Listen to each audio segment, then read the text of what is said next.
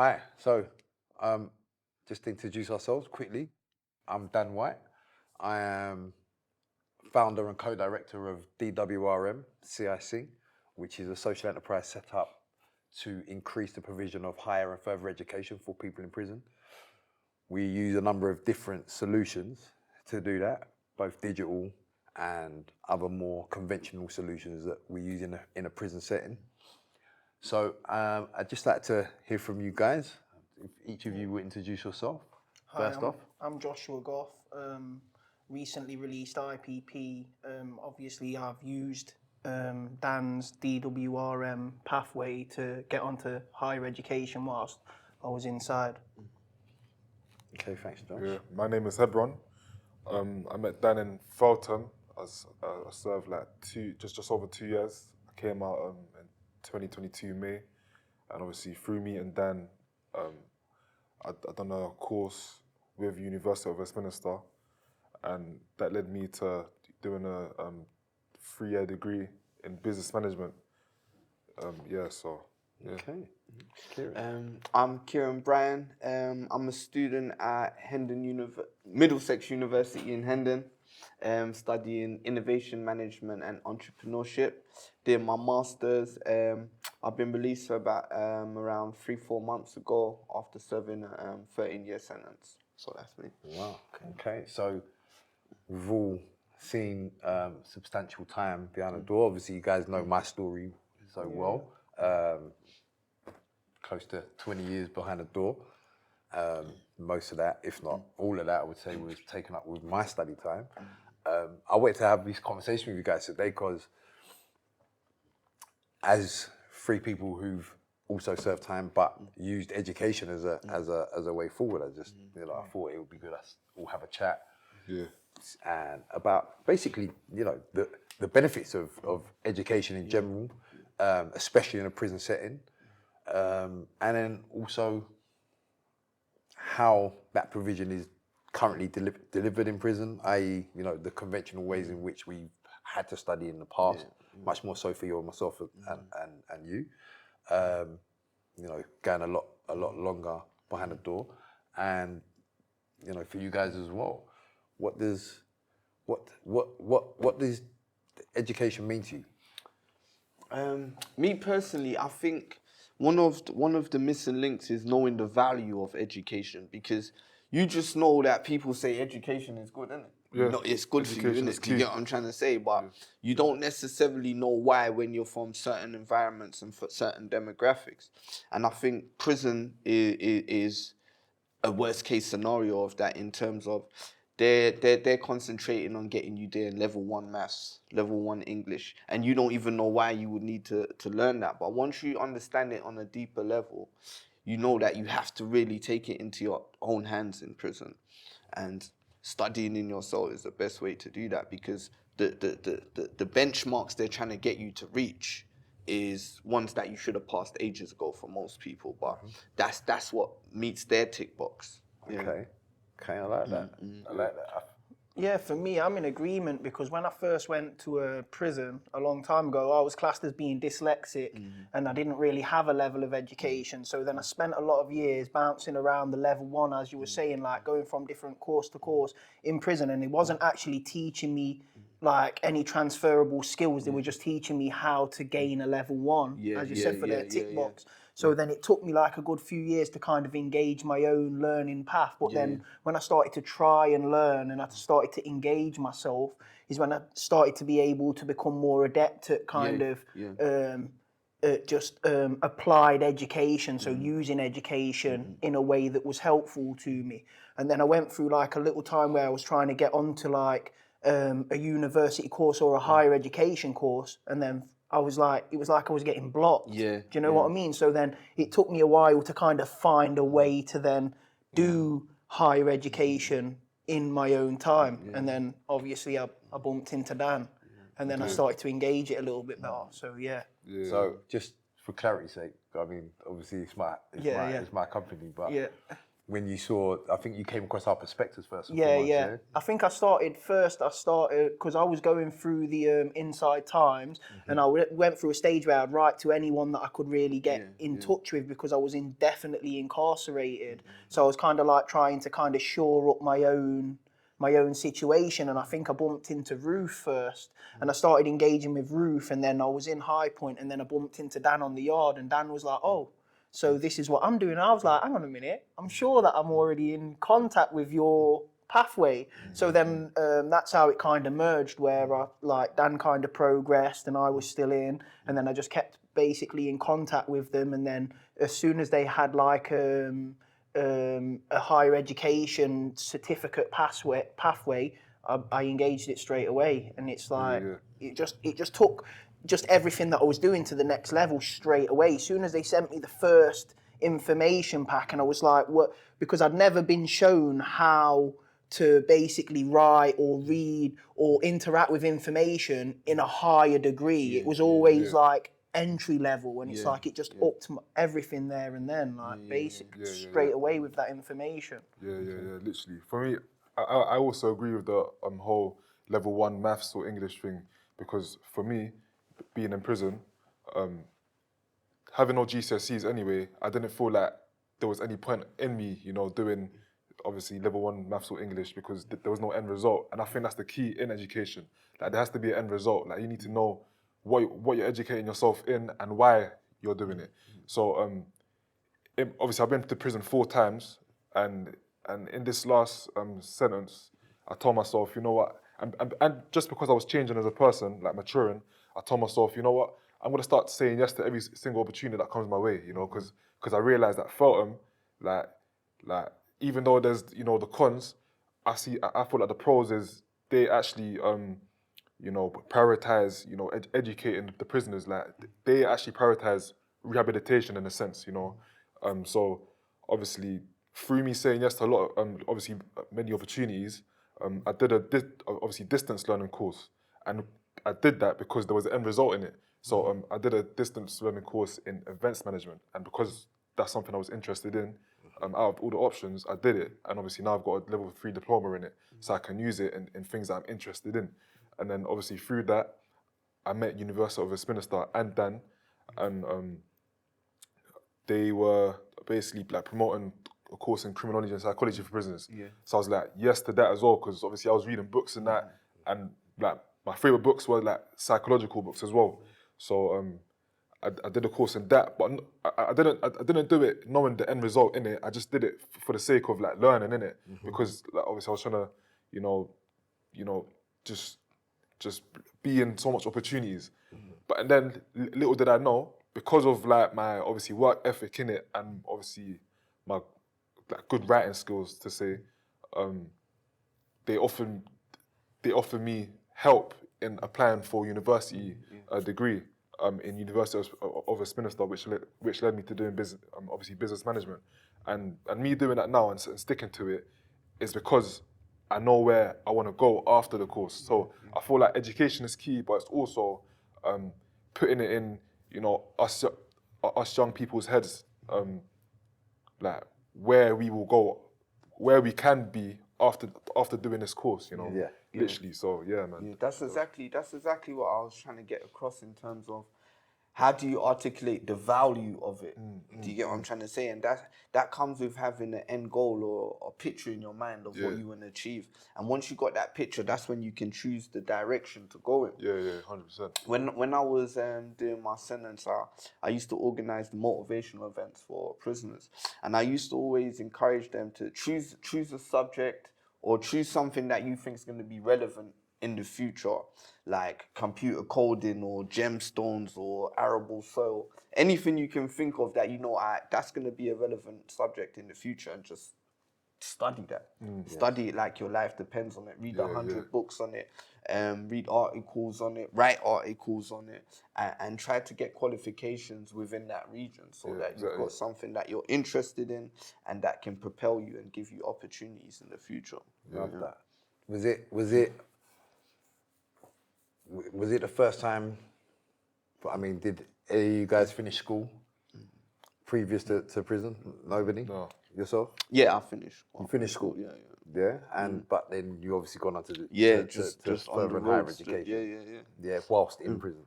So Yeah, so I finished my GCSEs, but in the terms of just getting by, just brushing it along in it. I'm not seeing no value in it whatsoever. Just that you just got to do it to get it out the way. It wasn't till I was in prison and I was generally reading non-fiction books and getting to know myself and the world. sorry, That you I have a understood. you have a little story about your books. Yeah. Tell me. Oh Just yeah, tell me that quickly. so how I even got into education and reading and that kind of thing in the first place is I'm sitting doing my sentence thinking, yeah, I'm just gonna get back to the roads when I get released. Even though I've got a long time to do, it don't matter. At the end of the sentence, I'm gonna carry on doing what I was doing. And then I was watching TV, I heard on the TV a joke that said, if you wanna hide something from a black man, put it in a book. Have you heard that joke before? Nah. Have you heard that joke before? Heard it, Yeah. Nah, When I heard it and I told people, they're like, that's an old joke. I've heard it many times. This is the first time you're hearing it. That was the first time I was hearing it. And I was like, oh my days. Does make is sense this what though, they're man. really saying? Because As a a lot joke. of people don't read books. Exactly. And majority are black people. And at that stage, I've never read a book before when they said that joke. So once I started reading, and I started on Tupac and Biggie to check if the theory was true. Because no one knew who killed them, apparently. It was all there in the books. Then I went on to read about JFK to see if anyone knew who killed him. It was all in the books. Then I realized, okay, so this is true. Lots of the information that is not general knowledge is in books. So I carried on reading. I read about Black history. That taught me about the inferiority complex that I had to overcome to really be successful in business. I read about general history, and I read about education and job design as well. That was a very important subject in terms of what job suits your personality.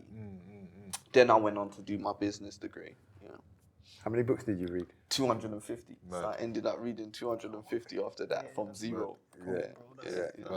Bare words in your head. Yeah, trust me. There you go. So finding purpose within education, I think that was, that was very, very true to me. Leaving school at 13, and when I say left school, we mutually agreed, myself and the school, that I'd no longer be there.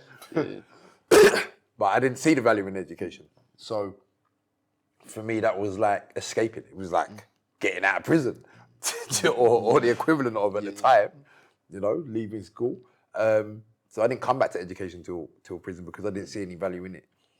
And for me, the benefits of studying, being able to study behind a door, were so much more than just learning new things, gaining qualifications. For me, it was all the byproduct,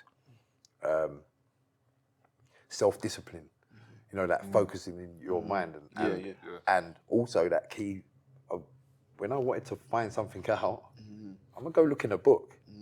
I hadn't heard that. I mean, when I said heard it, I hadn't heard it. I had, when after hearing it from you, I remember, I had heard that many years ago. But then as I started to realize that the other way around, in terms of, I just wanted to find things out. So I had no other option or no other outlet. So it was go read a book, go to the library, etc., etc. One of the things I always struggled with was reading on paper. Like, I'm not dyslexic, but I have this thing about reading on paper, so I much prefer a screen. Now, obviously, spending the amount of time behind the door I did, and for you guys as well. Did you manage to study on a Coracle laptop? No, I never got to study on one because the prison that I was in, when I started my studies, they weren't available there.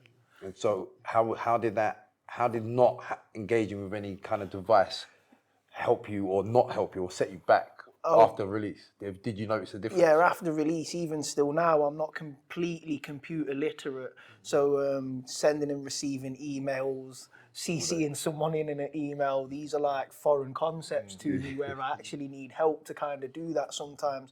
But when it comes to studying, when I was actually inside, and the disadvantage of not having a laptop available to me is I would have to write things out constantly and have to rewrite them. So it would turn like a process of like 3,000 word essay into like a 15,000 word ordeal. Do you know what I mean? And when you've got a timeline and you've got 3 different ones that are due at the same time, that means you have 3 lots of 15,000 words all going in their own direction at the same time. So yeah, it was a little bit inconvenient. That must be frustrating. Yeah, How yeah. about I for was you? I was just like you though. I can't lie because obviously most of my like assignments and essays and that obviously I had to write them. However, with Coracle, I obviously knowing what it is because obviously I didn't use it in jail. Yeah, I don't think it was available at that time. And I understand the importance of it because for me anyway, I've always been kind of like literate in it. Like I've always known how to kind of use a computer. But in education classes, yeah, when we would like just do simple like IT classes, yeah, and obviously we're just learning basic IT skills. I realized that obviously other prisoners around me didn't know a damn thing about obviously what they were learning, even though I knew. And it's like the only time these things to learn was available to them was in education classes, which is like once a week in the IT class. So having like obviously a Coracle setup in your cell, yeah, and being around it every day could increase that skill for you, and that's why it's very important for prisoners. Very important for prisoners because I was around a lot that just didn't have that skill, and I'm realizing it's the lack of skill that's keeping a lot of us, you know, in the sort of lifestyle that we're in because that's all we know, and that's why exposure is key. Exposure is key. I like that. I like that. I had I was fortunate enough to study in both ways. Because you have to do part-time to do your degree whilst you're in prison, so and Not plus anymore, plus but the access course. So I had to do 7 years of studying to get a degree. So during that time, I only had an Oracle laptop for a brief period in that time, but the difference was crazy. So going from what you're going through in terms of you're writing a whole essay front and back, you get to the back, the last line, you make a mistake, you got to start the whole thing again. Do you get what I'm saying? So that was definitely frustrating. So when I got to High Point, I think it was, I was able to get a laptop in my cell, do my work in my cell, get it printed, and be able to do autocorrect, copy and paste, all of these kind of things. You don't even know what you're missing when you're sitting there writing it. Do you get what I'm trying to say?